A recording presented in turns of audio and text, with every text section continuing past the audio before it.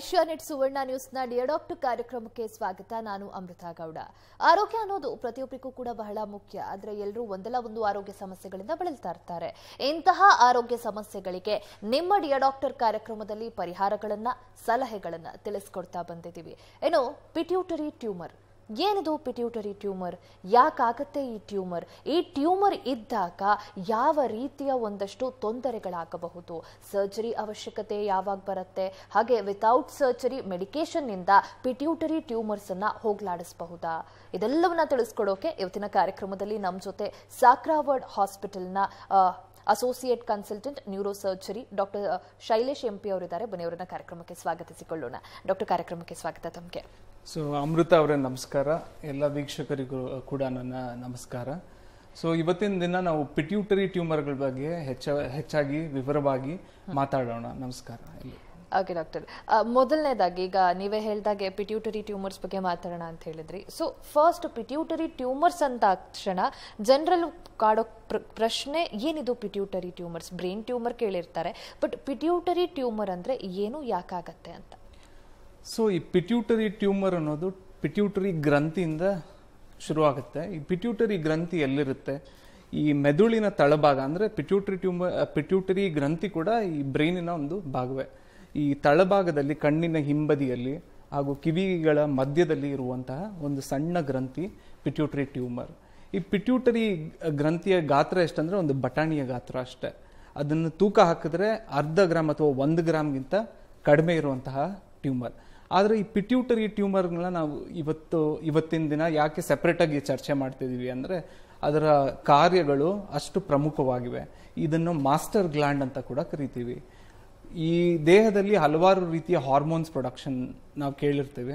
Thyroid hormone ಇರ್ಬೋದು ಅಥವಾ steroid hormones ಇರ್ಬೋದು, ಹಲವು ಹಾರ್ಮೋನ್ಸ್ಗಳು ಬಾಡಿಯಲ್ಲಿ ಪ್ರೊಡ್ಯೂಸ್ ಆಗುತ್ತೆ. ಈ ಹಾರ್ಮೋನ್ಗಳನ್ನು ಪ್ರೊಡ್ಯೂಸ್ ಮಾಡುವ ಗ್ಲ್ಯಾಂಡ್ ಅನ್ನು ಕಂಟ್ರೋಲ್ ಮಾಡುವ ಮಾಸ್ಟರ್ ಪಿಟ್ಯೂಟರಿ, ಅದಕ್ಕೆ ಇದನ್ನ ಮಾಸ್ಟರ್ ಗ್ಲ್ಯಾಂಡ್ ಅಂತ ಕೂಡ ಕರಿತೀವಿ.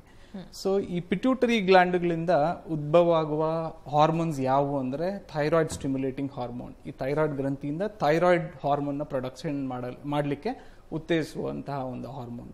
ಗ್ರೋತ್ ಹಾರ್ಮೋನ್, ದೇಹದ ಬೆಳವಣಿಗೆ, ಮೆದುಳಿನ ಬೆಳವಣಿಗೆಗೆ ಬೇಕಾಗಿರುವಂತಹ ಹಾರ್ಮೋನ್, ಇದು ಕೂಡ ಪಿಟ್ಯೂಟರಿಯಿಂದ ಬರುತ್ತೆ. ಇನ್ನೊಂದು ACTH ಅಥವಾ ಅಡ್ರಿನೋಕಾರ್ಟಿಕೋಟ್ರಾಪಿಕ್ ಹಾರ್ಮೋನ್ ಅಂತ ಕರಿತೀವಿ. ಮೂತ್ರಪಿಂಡದ ಮೇಲೆ ಅಡ್ರಿನಲ್ ಗ್ಲ್ಯಾಂಡ್ಸ್ ಅನ್ನುವ ಗ್ಲ್ಯಾಂಡ್ಸ್ ಇರ್ತವೆ. ಈ ಹಾರ್ಮೋನ್ ಸ್ಟೆರಾಯ್ಡ್ ಉತ್ಪಾದನೆಗೆ ಮುಖ್ಯ. ಸೊ ಈ ಗ್ಲ್ಯಾಂಡ್ ನ ಕೂಡ ಉತ್ತೇಜಿಸುವ ಕೆಲಸ ಈ ಪಿಟ್ಯೂಟರಿ ಅನ್ನೋದು ಮಾಡ್ತವೆ. ಇದನ್ನು ಹೊರತಾಗಿ ಸೆಕ್ಸ್ ಹಾರ್ಮೋನ್ಸ್ ಅಂತ ಕರಿತೇವೆ. Gonadotropin releasing hormone, luteinizing hormone, follicular stimulating hormone. ಈ ಹೆಂಗಸರಲ್ಲಿ ಋತುಚಕ್ರ, ಫಲವತ್ತತೆ ಹಾಗೂ ಸಂತಾನೋತ್ಪತ್ತಿ, ಈ 3 ಮುಖ್ಯ ಕಾರ್ಯಗಳಿಗೆ ಈ ಸೆಕ್ಸ್ ಹಾರ್ಮೋನ್ಸ್ ಬೇಕಾಗ್ತದೆ. ಇದನ್ನು ಹೊರತಾಗಿ ಈ ಪಿಟ್ಯೂಟರಿ ಗ್ರಂಥಿಯ ಮೇಲೆ ಇನ್ನೊಂದು ಮಾಸ್ಟರ್ ಆಫ್ ಮಾಸ್ಟರ್ ಗ್ಲ್ಯಾಂಡ್ ಅಂತ ಏನು ಕರಿತೀವಿ, ಹೈಪೋಥಾಲಮಸ್ ಅನ್ನುವ ಆರ್ಗನ್ ಸಿಚುವೇಟ್ ಆಗಿರುತ್ತೆ. ಅಲ್ಲಿಂದ 2 ಇಂಪಾರ್ಟೆಂಟ್ ಹಾರ್ಮೋನ್ಸ್ ಪ್ರೊಡ್ಯೂಸ್ ಆಗ್ತವೆ. ಈ ಒಂದು ADH ಅಥವಾ ಆಂಟಿ ಡಯೂರೆಟಿಕ್ ಹಾರ್ಮೋನ್, ಎರಡನೇದು ಆಕ್ಸೈಟೋಸಿನ್. ಈ ಆಂಟಿ ಡಯೂರೆಟಿಕ್ ಹಾರ್ಮೋನ್ನ ಕೆಲಸ ಏನು ಅಂದ್ರೆ ಈ ಕಿಡ್ನಿಯ ಮೂಲಕ ನೀರನ್ನು ಹೀರ್ಕೊಳ್ಳೋದು, ಬೆವರುವಿಕೆ, ಬಾಯಾರಿಕೆ, ಇವೆಲ್ಲದನ್ನು ಕಂಟ್ರೋಲ್ ಮಾಡುವ ಹಾರ್ಮೋನ್. ಇನ್ನೊಂದು ಹೆಂಗಸರಲ್ಲಿ ತುಂಬಾ ಇಂಪಾರ್ಟೆಂಟ್ ಹಾರ್ಮೋನ್ ಅಂದ್ರೆ ಆಕ್ಸೈಟೋಸಿನ್. ಅಂದ್ರೆ ಪ್ರಸವದ ಟೈಮಲ್ಲಿ, ಡೆಲಿವರಿಯ ಟೈಮಲ್ಲಿ ಗರ್ಭಚೀಲದ ಕಂಟ್ರಾಕ್ಷನ್ ಅಥವಾ ಗರ್ಭಚೀಲ ಕಂಟ್ರಾಕ್ಟ್ ಆಗಿ ಮಗುವನ್ನು ಹೊರಹಾಕೋದಕ್ಕೆ ಈ ಆಕ್ಸೈಟೋಸಿನ್ ಅನ್ನುವ ಹಾರ್ಮೋನ್ ಬಹುಮುಖ್ಯವಾಗುತ್ತದೆ. ಸೊ ಇವೆಲ್ಲ ಈ ಪಿಟ್ಯೂಟರಿ ಗ್ರಂಥಿ, ಮೂರ್ತಿ ಚಿಕ್ಕದಾದರೂ ಕೀರ್ತಿ ದೊಡ್ಡದು ಅಂತ ಕರಿತೀವಲ್ಲ, ಈ 1/2 ಗ್ರಾಮ್ನಷ್ಟಿರುವ ಪಿಟ್ಯೂಟರಿ ಗ್ಲ್ಯಾಂಡ್ ಇವೆಲ್ಲ ಕಾರ್ಯಗಳನ್ನು ನಿರ್ವಹಿಸ್ತದೆ. ಓಕೆ ಡಾಕ್ಟರ್, ಈಗ ಪಿಟ್ಯೂಟರಿ ಗ್ಲ್ಯಾಂಡ್ ಏನ್ ಮಾಡುತ್ತೆ, ಬಾಡಿ ಫಂಕ್ಷನ್ ಯಾವ ರೀತಿ ಇದೆ ಅಂತ ಹೇಳಿದ್ರೆ, ಬಟ್ ಈ ಪಿಟ್ಯೂಟರಿ ಟ್ಯೂಮರ್ಸ್ ಆದಾಗ ಯಾವ ರೀತಿಯ ಒಂದು ಅಫೆಕ್ಟ್ ಆಗತ್ತೆ ಬಾಡಿ ಮೇಲೆ ಅಂತ? ಸೊ ನಾ ಹೇಳ್ದಾಗೆ ಪಿಟ್ಯೂಟರಿ ಟ್ಯೂಮರ್ ಅಲ್ಲಿ ಇಷ್ಟೊಂದು ಫಂಕ್ಷನ್ಸ್ ಇದೆ. ಯಾವುದೇ ಸಣ್ಣ ಟ್ಯೂಮರ್ ಕೂಡ ಪಿಟ್ಯೂಟರಿ ಆದ್ರೆ ಹಲವಾರು ತೊಂದರೆಗಳು ಆಗ್ಬೋದು. ಒಂದು ಮೊದಲನೆಯದಾಗಿ ಪಿಟ್ಯೂಟರಿ ಗ್ರಂಥಿಯು ಎಲ್ಲಿರುತ್ತೆ ಅಂದ್ರೆ ಈ ಕಣ್ಣಿನ ನರಗಳ ಹಿಂದಗಡೆ, ಜಸ್ಟ್ ಅಲ್ಲಿ 1 ಸೆಂಟಿಮೀಟರ್ಗಿಂತ ಕಡಿಮೆ ಜಾಗದಲ್ಲಿ ಇರುವಂತಹ ಟ್ಯೂಮರ್. ಸೊ ಈ ಪಿಟ್ಯೂಟರಿ ಟ್ಯೂಮರ್ ಅಲ್ಲಿ ದೊಡ್ಡದಾಗ್ತಾ ಇದ್ದಾಗೆ ಈ ಕಣ್ಣಿನ ನರಗಳ ಮೇಲೆ ಒತ್ತಡ ಬೀರ್ತದೆ. ಕ್ರಮೇಣ ದೃಷ್ಟಿ ಶಕ್ತಿ ಕಡಿಮೆ ಆಗ್ತಾ ಹೋಗ್ತದೆ. ಹೇಗೆ ನಾವು ಕುದುರೆಗಳಿಗೆ 2 ಬದಿಯಲ್ಲಿ ನಾವು ಕಣ್ಪಟ್ಟಿಯನ್ನು ಹಾಕಿದ್ರೆ ಬರೀ ನೇರವಾಗಿ ಕಾಣಿಸ್ತದೆಯೋ, ಅದೇ ರೀತಿ ಈ ಪಿಟ್ಯೂಟರಿ ಟ್ಯೂಮರ್ ದೊಡ್ಡದಾಗ್ತಾ ಇದ್ರೆ ಈ ಕಣ್ಣಿನ ನರಗಳ ಮೇಲೆ ಇರುವ ಒತ್ತಡದಿಂದ ಬರೀ ಮನುಷ್ಯ ನೇರವಾಗಿರೋದನ್ನಷ್ಟೇ ಕಾಣಬಲ್ಲ. ಈ ರೈಟ್ ಸೈಡ್ ಲೆಫ್ಟ್ ಸೈಡ್ ಇರೋದು ಕಾಣೋದೇ ಇಲ್ಲ ಅಥವಾ ಮೊಬ್ಬಾಗಿ ಕಾಣಬಹುದು. ಇದು ಪಿಟ್ಯೂಟರಿ ಟ್ಯೂಮರ್ನ ಇಂಪಾರ್ಟೆಂಟ್ ರೋಗ ಲಕ್ಷಣ. ಇದನ್ನು ಹೊರತಾಗಿ ತಲೆನೋವು ಉಂಟಾಗಬಹುದು. ನಾನು ಹೇಳಿದಾಗಿ 10 ಹಾರ್ಮೋನ್ಗಳ ಫ್ಯಾಕ್ಟರಿ ಪಿಟ್ಯೂಟರಿ ಟ್ಯೂಮರ್ಸ್.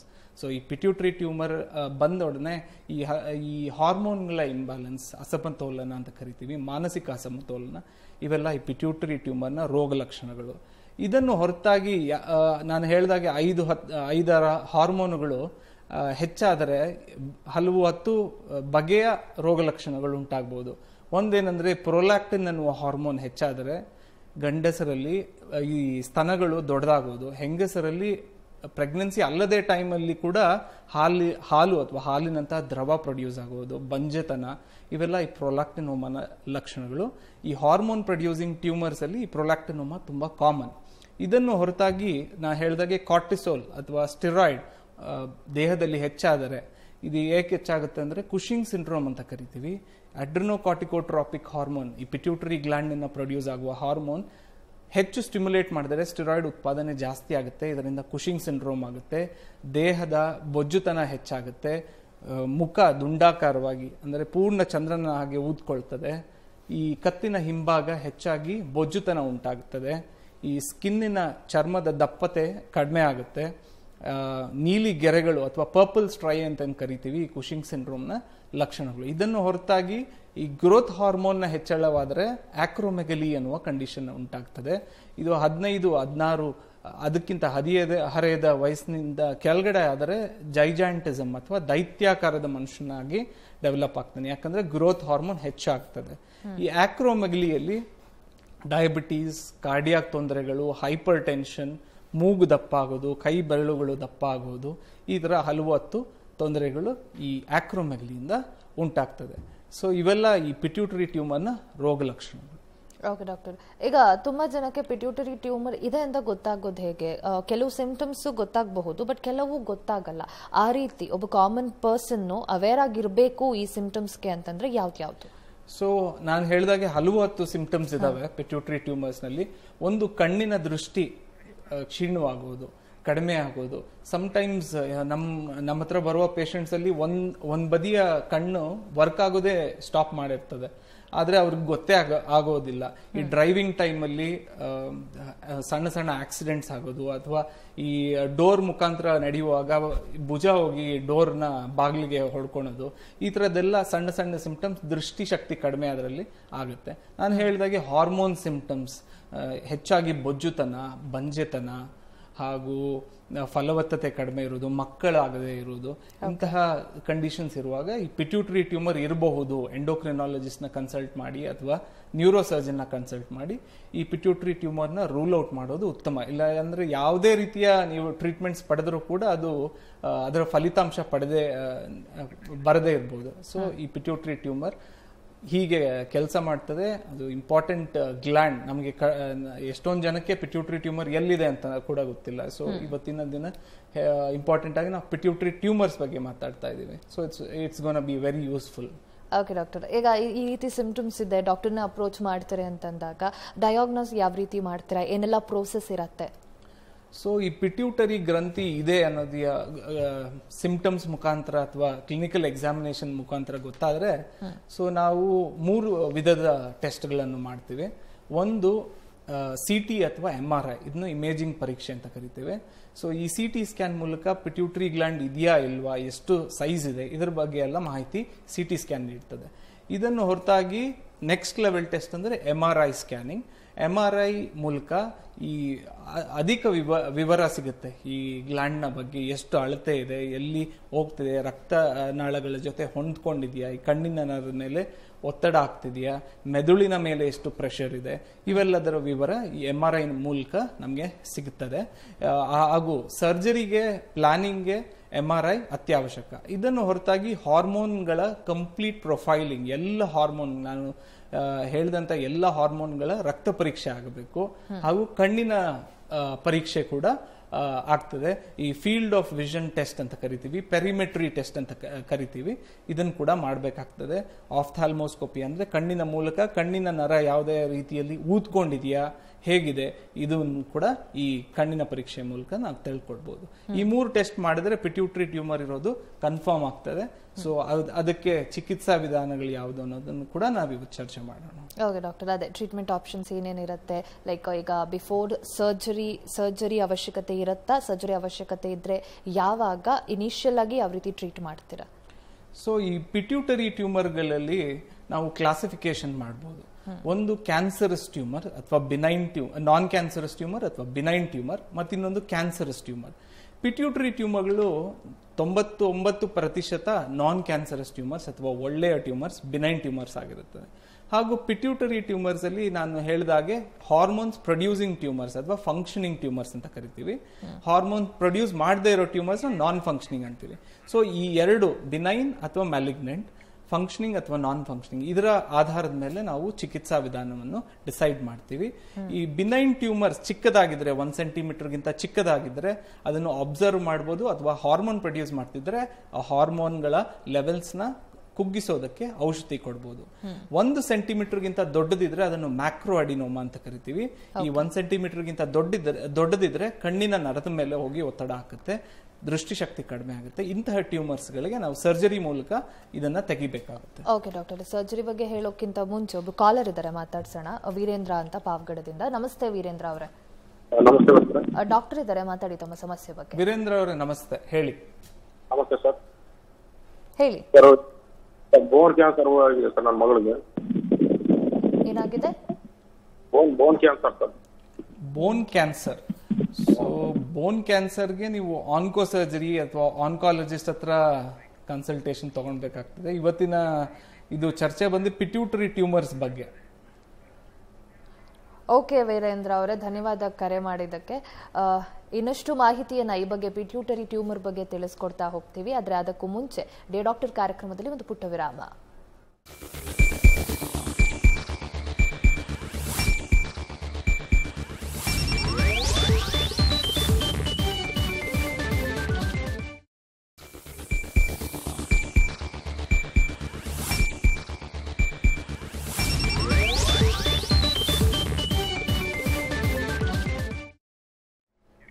ಬ್ರೇಕ್ನ ಬಳಿಕ ಡಿಯರ್ ಡಾಕ್ಟರ್ ಕಾರ್ಯಕ್ರಮಕ್ಕೆ ಮತ್ತೆ ಸ್ವಾಗತ. ನಿಮ್ಮಲ್ಲೂ ಯಾರೆಲ್ಲಾದರೂ ಈ ರೀತಿ ಪಿಟ್ಯೂಟರಿ ಟ್ಯೂಮರ್ಸ್ನ ಒಂದು ಸಿಂಪ್ಟಮ್ಸ್ ಕಾಣಿಸ್ಕೋತಾ ಇದೆ, ಏನಾಗ್ತಿದೆ ಅಂತ ನಾನು ಆಸ್ಪತ್ರೆಗೆ ಹೋಗಿ ಚೆಕ್ ಮಾಡಿಸ್ಕೋಬೇಕು ಅಂತ ಇದ್ರೆ ಸಾಕ್ರಾವರ್ಡ್ ಹಾಸ್ಪಿಟಲ್ನ ನಂಬರ್ ಸ್ಕ್ರೀನ್ ಮೇಲೆ ಡಿಸ್ಪ್ಲೇ ಆಗ್ತಾ ಇದೆ. ಕರೆ ಮಾಡಿ ಡಾಕ್ಟರ್ ಅಪಾಯಿಂಟ್ಮೆಂಟ್ ತಗೊಂಡು ನೇರವಾಗಿ ಡಾಕ್ಟರ್ನ ಆಸ್ಪತ್ರೆಯಲ್ಲಿ ಭೇಟಿ ಮಾಡಿ ನಿಮ್ಮ ಸಮಸ್ಯೆ ಬಗ್ಗೆ ಡಾಕ್ಟರ್ ಬಳಿ ಚರ್ಚೆ ಮಾಡಬಹುದು, ಸೂಕ್ತ ಚಿಕಿತ್ಸೆಯನ್ನ ಕೂಡ ಪಡ್ಕೋಬಹುದು. ಎಸ್ ಡಾಕ್ಟರ್, ಈಗಾಗಲೇ ಟ್ರೀಟ್ಮೆಂಟ್ ಆಪ್ಷನ್ ಬಗ್ಗೆ ಮಾತಾಡ್ತಾ ಇದ್ರಿ. ಸೊ ಸರ್ಜರಿ ಅಂತ ಬಂದಾಗ ಯಾವ ರೀತಿ ಸರ್ಜರಿಯಲ್ಲಿ ಏನಾದರೂ ವಿಧಾನಗಳಿದಾವ, ಯಾವಾಗ ಸರ್ಜರಿಯನ್ನು ಪರ್ಫಾರ್ಮ್ ಮಾಡ್ತೀರಾ? ಸೊ ಈ ಪಿಟ್ಯೂಟರಿ ಟ್ಯೂಮರ್ ಅನ್ನೋದು ಬ್ರೈನಿನ ನಟ್ಟ ನಡುವೆ ತಳಭಾಗದಲ್ಲಿ ಇರುವಂತಹ ಟ್ಯೂಮರ್.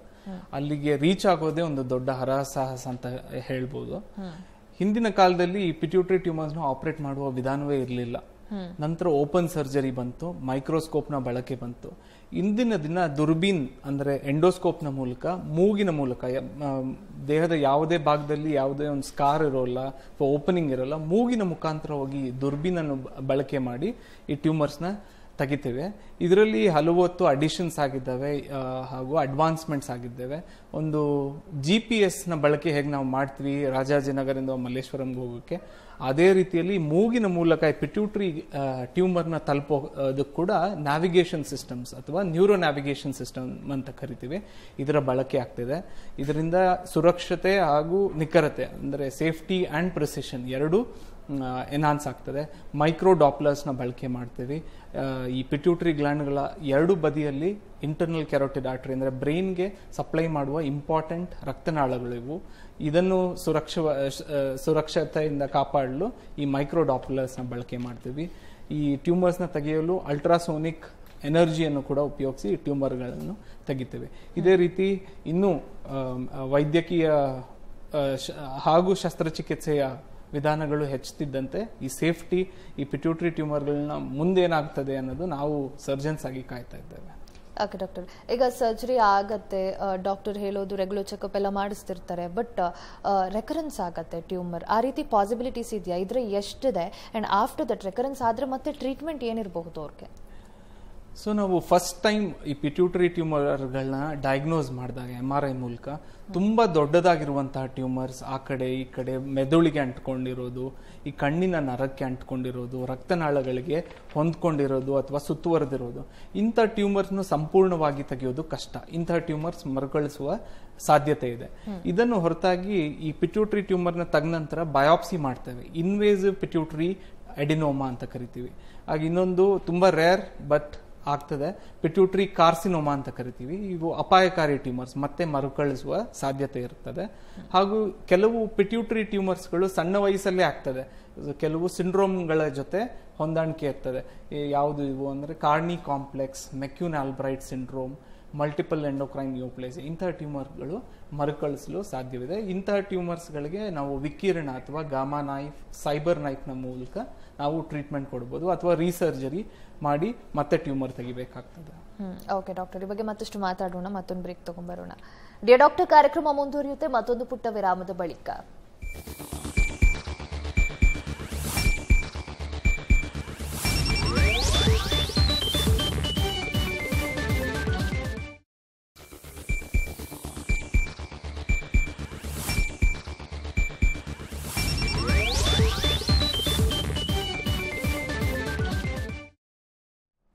ಬ್ರೇಕ್ನ ಬಳಿಕ ಡಿಯರ್ ಡಾಕ್ಟರ್ ಕಾರ್ಯಕ್ರಮಕ್ಕೆ ಮತ್ತೆ ಸ್ವಾಗತ. ಈಗಾಗಲೇ ಪಿಟ್ಯೂಟರಿ ಟ್ಯೂಮರ್ಸ್ ಬಗ್ಗೆ ಮಾತಾಡ್ತಿದ್ದೀವಿ. ಈ ಬಗ್ಗೆ ಈ ಸಿಂಪ್ಟಮ್ಸ್ ಇದೆ, ಡಾಕ್ಟರ್ ಸಿಂಪ್ಟಮ್ಸ್ನ ತುಂಬ ಕ್ಲೀನಾಗಿ ಎಕ್ಸ್ಪ್ಲೇನ್ ಮಾಡಿದ್ರು. ಆ ರೀತಿ ಏನಾದರೂ ಸಿಂಪ್ಟಮ್ಸ್ ಕಾಣಿಸ್ಕೊತಾ ಇದೆ, ನಾನು ಆಸ್ಪತ್ರೆಗೆ ಹೋಗಿ ಒಂದ್ಸರಿ ಚೆಕ್ ಮಾಡಿಸ್ಬೇಕು ಅಂತ ಇದ್ರೆ ಸಾಕ್ರಾವಡ್ ಆಸ್ಪತ್ರೆಯ ನಂಬರ್ ಸ್ಕ್ರೀನ್ ಮೇಲೆ ಡಿಸ್ಪ್ಲೇ ಆಗ್ತಾ ಇದೆ. ಕರೆ ಮಾಡಿ ಡಾಕ್ಟರ್ ಅಪಾಯಿಂಟ್ಮೆಂಟ್ ತಗೊಂಡು ನೇರವಾಗಿ ಡಾಕ್ಟರ್ನ ಆಸ್ಪತ್ರೆಯಲ್ಲಿ ಭೇಟಿ ಮಾಡಿ ನಿಮ್ಮ ಸಮಸ್ಯೆ ಬಗ್ಗೆ ಚರ್ಚೆ ಮಾಡಬಹುದು. ಎಸ್ ಡಾಕ್ಟರ್, ಈಗ ಪಿಟ್ಯೂಟರಿ ಟ್ಯೂಮರ್ ಅಂದಾಗ ಈ ಸರ್ಜರಿ ಎಲ್ಲ ಬಿಟ್ಟು ಆಲ್ಟರ್ನೇಟಿವ್ ಟ್ರೀಟ್ಮೆಂಟ್ ಅಥವಾ ಥೆರಪೀಸ್ ಅಂತ ಏನಾದರೂ ಇದೆಯಾ? ಇದ್ರೆ ಯಾವ್ದು? ಸೊ ಈ ಔಷಧಿ, ಸರ್ಜರಿ ಹಾಗೂ ವಿಕಿರಣ ಇದನ್ನು ಹೊರತಾಗಿ ಇವತ್ತಿನ ದಿನ ಪಿಟ್ಯೂಟರಿ ಟ್ಯೂಮರ್ಸ್ ಯಾವುದೇ ಚಿಕಿತ್ಸಾ ವಿಧಾನಗಳಿಲ್ಲ. ಆದರೆ ಈ ಪಿಟ್ಯೂಟರಿ ಗ್ಲ್ಯಾಂಡಿನ ಹೆಲ್ತ್ ಮೇಂಟೈನ್ ಮಾಡಲು ಧ್ಯಾನ, ಯೋಗ ಹಾಗೂ ಸಮತೋಲಿತ ಆಹಾರ, ಬ್ಯಾಲೆನ್ಸ್ಡ್ ಡಯಟ್ ಅಂತ ಏನು ಕರಿತೀವಿ, ಕೆಲವು ಹರ್ಬಲ್ ಮೆಡಿಸಿನ್ಸ್ ಆಯುರ್ವೇದದಲ್ಲಿದೆ. ಜಿನ್ಸೆಂಗ್, ಅಶ್ವಗಂಧದ ಬಳಕೆ ಅಥವಾ ಲಿಕೋರೈಸ್ ಅಂತ ಕರಿತೀವಿ, ಮುಲೇತಿ ಅಂತ ಕರೀತಾರೆ ಹಿಂದಿಯಲ್ಲಿ. ಸೊ ಇವುಗಳ ಬಳಕೆಯಿಂದ ಈ ಪಿಟ್ಯೂಟರಿ ಟ್ಯೂಮರ್ನ ಹೆಲ್ತ್ ಹೆಚ್ಚಾಗ್ತದೆ, ಈ ಹಾರ್ಮೋನ್ಗಳ ಸಮತೋಲನ ಹೆಚ್ಚಾಗ್ತದೆ, ಇದರಿಂದ ಮಾನಸಿಕ ಸಮತೋಲನ ಕೂಡ ಹೆಚ್ಚಾಗ್ತದೆ. ಹಿಂದಿನ ಕಾಲದಲ್ಲಿ ಯಾಕೆ ಇವತ್ತಿನ ದಿನವೇ ಸನಾತನ ಧರ್ಮದಲ್ಲಿ ನಾವು ಬಿಂದು ಅಥವಾ ಸಿಂಧೂರ, ತಿಲಕ ಇಡೋದು ಈ ಪಿಟ್ಯೂಟರಿ ಟ್ಯೂಮರ್ನ ಆಕ್ಟಿವಿಟಿ ಹೆಚ್ಚಾಗಲಿ ಅಂತ ಹಿಂದಿನವರ ಭಾವನೆ ಆಗಿತ್ತು. ಸೊ ಇದೇ ತರ ಹಲವಾರು ಕಾಂಪ್ಲಿಮೆಂಟರಿ ಥೆರಪೀಸ್ ಇದೆ. ಆದರೆ ಇವತ್ತಿನ ದಿನ ಮೆಡಿಕಲಿ ಪ್ರೂವನ್ ಥೆರಪೀಸ್ಗಳು ಔಷಧ, ಸರ್ಜರಿ ಹಾಗೂ ವಿಕಿರಣ. ಓಕೆ ಡಾಕ್ಟರ್, ಇನ್ನು ಈಗ ಪಿಟ್ಯೂಟರಿ ಟ್ಯೂಮರ್ಸ್ ಇದೆ, ಅವ್ರು ಟ್ರೀಟ್ಮೆಂಟ್ ತಗೋತಿದ್ದಾರೆ ಅಂದರೆ ಅವ್ರ ಓವರ್ ಆಲ್ ಹೆಲ್ತ್ ಮತ್ತು ವೆಲ್ಬೀಯಿಂಗ್ನ ಮೇಂಟೈನ್ ಮಾಡಬೇಕು ಅಂತಂದರೆ ಯಾವ ರೀತಿಯ ಒಂದಷ್ಟು ಡೈಟರಿ ಚೇಂಜಸ್ ಆ್ಯಂಡ್ ನ್ಯೂಟ್ರಿಷನಲ್ ರೆಕಮೆಂಡೇಷನ್ಸ್ನ ನೀವು ಮಾಡ್ತೀರಾ? ಸೊ ಡಾಕ್ಟರ್ ಸರ್ಜರಿ ಆದಮೇಲೆ ಕೊಟ್ಟಿರುವಂಥ ಮೆಡಿಸಿನ್ಸ್ ತಗೊಳ್ಬೇಕು. ಸೂಕ್ತವಾದ ವ್ಯಾಯಾಮ, ಸಮತೋಲಿತ ಡಯಟ್ ಹಾಗೂ ಈ ಹಾರ್ಮೋನ್ಗಳ ಟೆಸ್ಟ್ಗಳನ್ನು 3 ತಿಂಗಳಿಗೊಮ್ಮೆ 6 ತಿಂಗಳಿಗೊಮ್ಮೆ ಮಾಡಬೇಕಾಗ್ತದೆ. ಹಾಗೂ ಈ MRI ಪರೀಕ್ಷೆಗಳ ಮೂಲಕ ಮತ್ತೆ ಮರುಕಳಿಸಿದೆಯಾ, ಟ್ಯೂಮರ್ನ ಸ್ಥಿತಿ ಏನಿದೆ ಇದನ್ನು ತಿಳ್ಕೊಳ್ಳೋಕ್ಕೆ ರೆಗ್ಯುಲರ್ ಫಾಲೋ ಅಪ್ಸ್ ನಿಮ್ಮ ಡಾಕ್ಟರ್ ಅಥವಾ ಎಂಡೋಕ್ರಿನಾಲಜಿಸ್ಟ್, ನ್ಯೂರೋಸರ್ಜನ್ ಜೊತೆ ಆಗ್ತಾ ಇರಬೇಕಾಗ್ತದೆ. ಓಕೆ ಡಾಕ್ಟರ್, ಇನ್ನು ಈಗ ಈ ರೀತಿ ಪಿಟ್ಯೂಟರಿ ಟ್ಯೂಮರ್ಸ್ಗೆ ಟ್ರೀಟ್ಮೆಂಟ್ ಅಂತ ಬಂದಾಗ ಸಾಕ್ರಾವರ್ಡ್ ಆಸ್ಪತ್ರೆಯಲ್ಲಿ ಟ್ರೀಟ್ಮೆಂಟ್ ಅಪ್ರೋಚ್ ಆಗಿರಬಹುದು, ಅಡ್ವಾನ್ಸ್ಮೆಂಟ್ ಇರಬಹುದು, ಯಾವ ರೀತಿ ಇದೆ? ಸೊ ನಮ್ಮ ಸಾಕ್ರಾ ಹಾಸ್ಪಿಟಲ್ ಬಂದು advance multi speciality hospital. So ಇಲ್ಲಿರುವ ಟೆಕ್ನಾಲಜಿ ಸ್ಟೇಟ್ ಆಫ್ ಆರ್ಟ್ ಅಂತ ಏನು ಕರಿತೀವಿ. ಸೊ ಆ ಥರ ಟೆಕ್ನಾಲಜಿ ಈ ಪಿಟ್ಯೂಟರಿ ಟ್ಯೂಮರ್ನ ಡಯಾಗ್ನೋಸಿಸ್, ಟ್ರೀಟ್ಮೆಂಟ್, ಸರ್ಜರಿ ಇದಕ್ಕೆ ಬೇಕಾಗಿರುವಂಥ ಎಲ್ಲ ಎಕ್ವಿಪ್ಮೆಂಟ್ಸ್ ಹಾಗೂ ಟೆಕ್ನಾಲಜಿ ಈ ಇಂಡೋ ಜಾಪನೀಸ್ ಹಾಸ್ಪಿಟಲ್ ಅಲ್ಲಿ ನಿಮಗೆ ಸಿಗ್ತದೆ. ಸೊ ಇದರ ಮೂಲಕ ಹಾಗೂ ನುರಿತ ಎಂಡೋಕ್ರಿನಾಲಜಿಸ್ಟ್ ಹಾಗೂ ನ್ಯೂರಾಲಜಿಸ್ಟ್ ಹಾಗೂ ನ್ಯೂರೋಸರ್ಜನ್ಗಳ ಟೀಮ್ ಈ ಪಿಟ್ಯೂಟರಿ ಟ್ಯೂಮರ್ ಪೇಷಂಟ್ಸ್ ಅನ್ನು ಟ್ರೀಟ್ ಮಾಡ್ತೇವೆ.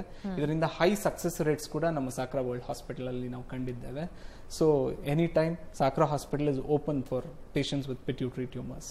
ಓಕೆ ಡಾಕ್ಟರ್, ಏನೋ ಕೆಲವರು ಓವರ್ ಆಲ್ ಹೆಲ್ತ್ ಈ ಥರ ಸಿಂಪ್ಟಮ್ಸ್ ಕಾಣಿಸ್ಕೊಂಡ್ರು ಕೂಡ ತುಂಬ ನೆಗ್ಲೆಕ್ಟ್ ಮಾಡ್ತಿರ್ತಾರೆ, ಅದ್ರ ಬಗ್ಗೆ ಆಸ್ಪತ್ರೆಗೆ ರೀಚ್ ಆಗಲಿಕ್ಕೂ ಕೂಡ ಟ್ರೈ ಮಾಡ್ತಿರಲ್ಲ. ಸೊ ಆ ರೀತಿ ನೆಗ್ಲೆಕ್ಟ್ ಮಾಡೋರಿಗೆ, ಜೊತೆಗೆ ಈಗಿನ ಒಂದು ಯೂತ್ಸಿಗೆ ಪಿಟ್ಯೂಟರಿ ಟ್ಯೂಮರ್ಸ್ ಬರಬಾರ್ದು, ಓವರ್ ಆಲ್ ಹೆಲ್ತ್ನ ಮೇಂಟೈನ್ ಮಾಡಬೇಕು ಅಂತಂದರೆ ಯಾವ ರೀತಿಯ ಒಂದಷ್ಟು ಲೈಫ್ ಸ್ಟೈಲ್ ಚೇಂಜಸ್ನ ರೆಕಮೆಂಡ್ ಮಾಡ್ತೀರಾ?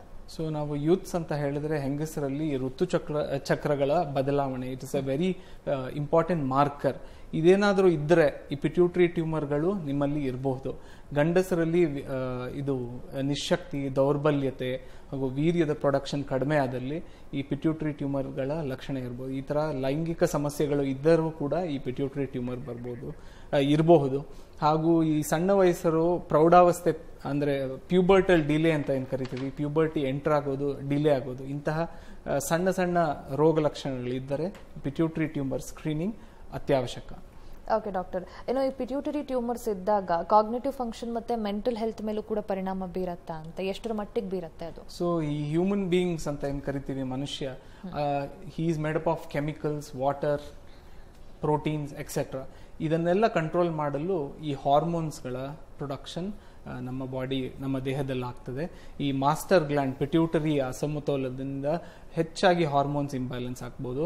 ಸೊ ಇದೆಲ್ಲದರ ಮೂಲಕ ಈ ಮಾನಸಿಕ ಅಸಮತೋಲನ ಕೂಡ ಈ ಹಾರ್ಮೋನಲ್ ಇಂಬ್ಯಾಲೆನ್ಸ್ ಇಂದ ಆಗ್ತದೆ. ಸೊ ಈ ಮಾನಸಿಕ ಖಿನ್ನತೆ, ಮಾನಸಿಕವಾಗಿ ಬಳಲೋದು, ಈ ಜ್ಞಾಪಕ ಶಕ್ತಿ ಕಡಿಮೆ ಆಗೋದು, ಇವೆಲ್ಲ ಈ ಪಿಟ್ಯೂಟರಿ ಟ್ಯೂಮರ್ಗಳ ಸೂಕ್ಷ್ಮ ಲಕ್ಷಣಗಳಾಗ್ಬೋದು. ಓಕೆ ಡಾಕ್ಟರ್, ಏನು ಓವರ್ ಆಲ್ ಪಿಟ್ಯೂಟರಿ ಗ್ಲ್ಯಾಂಡ್ನ ಪ್ರಾಪರ್ ಹೆಲ್ತ್ ಮೇಂಟೈನ್ ಮಾಡಬೇಕು ಅಂತಂದ್ರೆ ಒಂದು ಅಂಶವನ್ನ ಗಮನದಲ್ಲಿ ಇಟ್ಕೋಬೇಕು ಅಂದ್ರೆ ಯಾವ್ದಾಗಿರತ್ತದು? ಸೊ ಧ್ಯಾನ, ಯೋಗ, ವ್ಯಾಯಾಮ, ಹೆಚ್ಚಾಗಿ ನೀರು ಕುಡಿಯೋದು, ಉಪ್ಪಿನ ಅಂಶ ಸರಿಯಾದ ಮಟ್ಟದಲ್ಲಿ ತೆಗೆದುಕೊಳ್ಳೋದು. ಸೊ ಇವುಗಳೆಲ್ಲದರ ಮೂಲಕ, ಹಾಗೂ ಬ್ಯಾಲೆನ್ಸ್ ಡಯಟ್, ಸರಿಯಾದ ರೀತಿಯಲ್ಲಿ carbohydrates, proteins, fats, vitamins, minerals ಇವೆಲ್ಲದನ್ನು ತೆಗೆದುಕೊಳ್ಳೋದ್ರಿಂದ, ಹಾಗೂ ನಮ್ಮ ಸ್ಟ್ರೆಸ್ ಮ್ಯಾನೇಜ್ಮೆಂಟ್ ಮೂಲಕ ಕೂಡ ನಮ್ಮ ಪಿಟ್ಯೂಟರಿ ಟ್ಯೂಮರ್ನ ಹೆಲ್ತ್ ಅನ್ನು ನಾವು ಮೇಂಟೈನ್ ಮಾಡ್ಕೋಬಹುದು.